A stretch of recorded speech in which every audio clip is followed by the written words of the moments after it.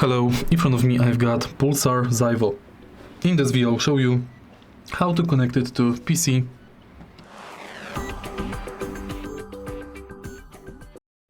To connect your mouse to PC, firstly let's prepare USB-C cable included in the package. This cable goes to PC and 8K dongle. Connect firstly to dongle and keep the dongle on your table nearby the mouse.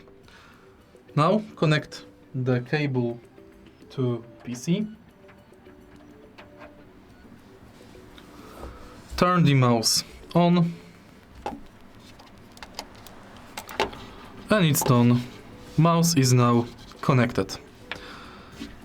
Thanks to this dongle, you can quickly unplug it from the dongle, plug to your mouse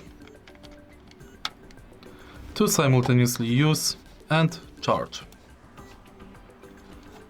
If you find this video helpful, please leave like, comment and subscribe.